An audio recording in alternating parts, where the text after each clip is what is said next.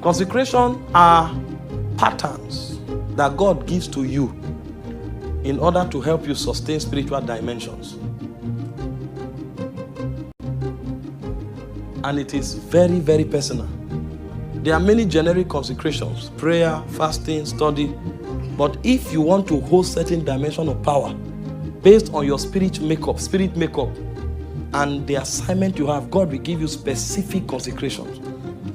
There are some people that God tells them to pray at night because that's the only time their spirit can ascend. They are too distracted. You can't teach it as a doctrine and say, if you want to take nation, pray in the night. No. That's your consecration. God knows why he gave it to you. But you see, if you don't have a consecration, you can't handle power. In Joshua 3 verse 5, it says, sanctify yourself. You say, for tomorrow the Lord will do wonders among you. It's only those who are consecrated that see the power of God. The power of God.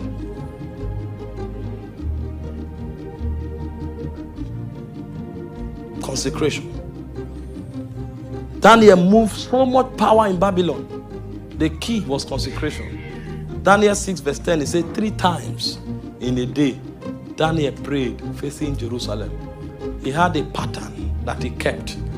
Many Christians are too lawless, so they cannot host any spiritual thing. They can't host.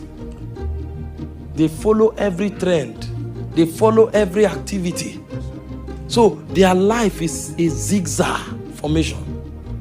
There are no specific patterns that spiritual things can align with. When you meet the fathers of old, see, sometimes I sit down and I laugh.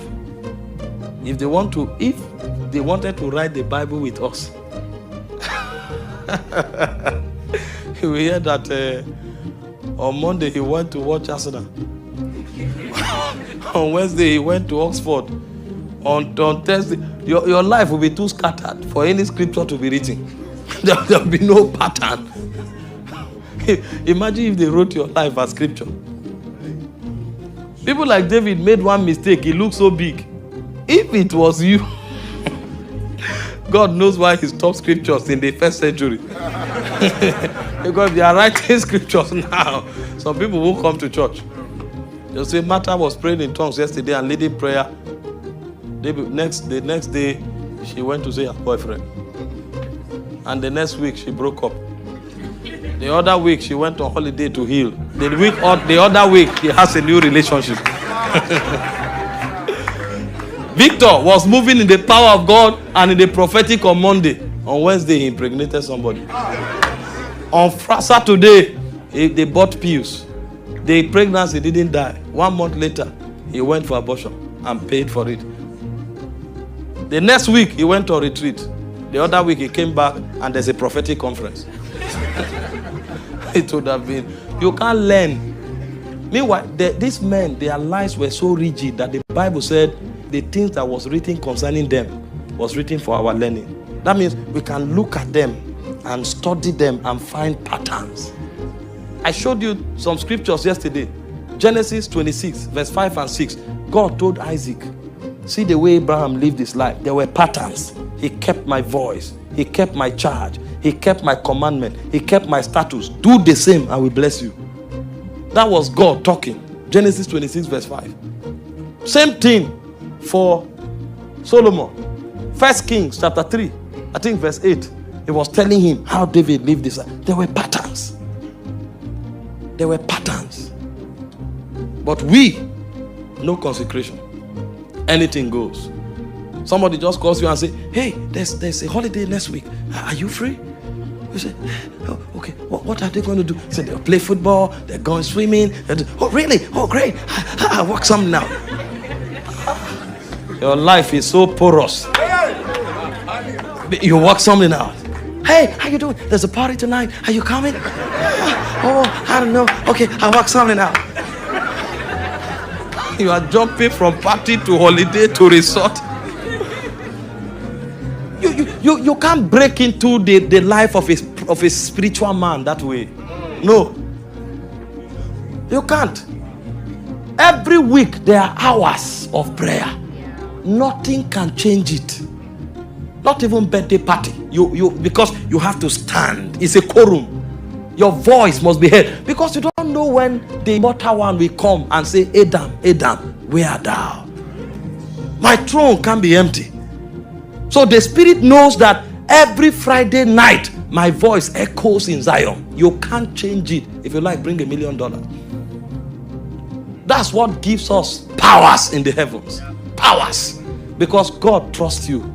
He knows you will be there. I know Job, my servant. Satan came. He said, I've gone to and fro the earth. There's no man. He said, no, there's one man called Job. There's nothing you can do to break him. The devil said, okay, I will take everything that belongs to him. You can't change it. The prayer is not because of things. Come rain, come shine. The guy is praying. The wife came and said, curse God and die. Why are you? Wow. Are you one of the foolish women? What do you mean? This is who we are. We don't do what we do because of things. This is our life. The consecration defines us. And Satan says, skin for skin. If I hurt him, he will change his mind. No, he can't. Even if he wants to, it's too late. You know, when a fish is bent and it dries, you can't change that shape anymore unless you break it. That's what consecration does to you. And those consecrations that you have built, they become the vent through which the power of God moves. But too many Christians are without consecration. You check 10 weeks, no one is the same. No one. 10 weeks, no one is the same. You carry 5 years and check. You can't find any reputation in anyone. And he wants to move in power. It doesn't work like that. Check the men who are shaking their world. You find some men from February to March, they are fasting. You met them like that in 2010. Come back in 2020, it's constant. Those are their moments of encounter. Nothing can change it. If you come in February, that will be a boring period because the house will be dry. Fasting is happening. There's a man in my country called Ayo Babalola. Many years after his death, his name still echoes with power. If you come to his house, the moment is 3 hours, the bell will go. Everybody must pray for 1 hour. 6 a.m., bang. 9, 12. The cycle continues for over 20 years. Meanwhile, people come to the mountain where he prays and put their knee where he put his knee. They want to go with the power. people come and carry handkerchief and they hold the handkerchief. If it's by handkerchief, we'll just do 1,000 of it and send across the world. It can heal the sick, it can cast out devils, but it can't transform you. Transformation is a product of consecration.